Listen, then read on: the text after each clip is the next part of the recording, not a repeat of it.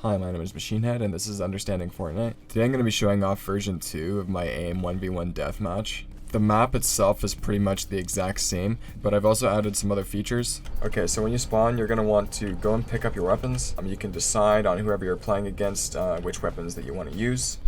Then you can go over here and you can select any settings that you want to use. So if you wanted to have only instant reload on, you can jump here and just walk through it and it should work. If you wanted to have only 20,000 health or like max health activated, you would just walk through here. If you wanted to have them both on at once, you would have to walk through here. This is because these are class selectors, and every time you select a class, it gets rid of the old one. So you cannot just select this one, then select this one and have them both. If you want them both, you have to select this one. If you want to reset to default, you can go here and this will reset to the default class. Once you have all that sorted out, you can just jump through the teleporter and then you can start. So why does this method work so well for training aim in Fortnite?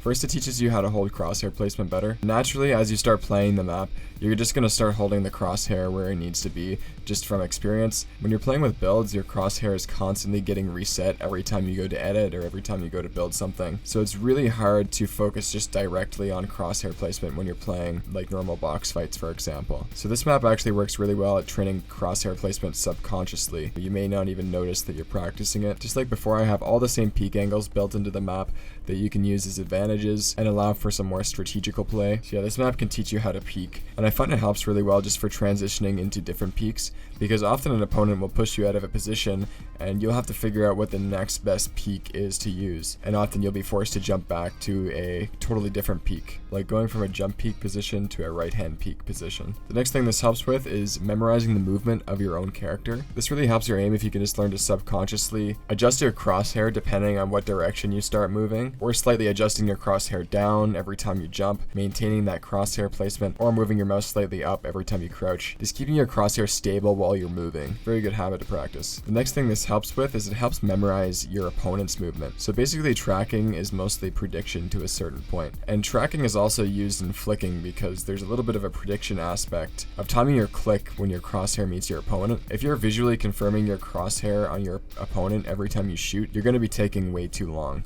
Proper flicks involve timing your click as soon as your crosshair meets your opponent. You don't have time to visually confirm, especially when they're moving, they're going to move off your crosshair by the time you visually confirm that. Now, tracking is not prediction in the way that you might think. So you have two targets that move exactly the same speed, except one is moving directly horizontal towards you, and one is actually moving diagonally away from you. Because of your perspective, these targets are going to appear to move different speeds, even though they're actually moving the same speed, but the diagonal target, because it's moving away from you, you're not actually seeing any of that movement. It would be the same thing if someone is moving directly away from you. They won't appear to move at all, but they will appear to get smaller. It takes a lot of shooter experience in general just to kind of learn that depth perception and that perspective. So basically every time your target is moving at a different angle, which is pretty much always, it's never going to be moving totally horizontal. You're going to have to react to that and make a slight micro adjustment in your speed.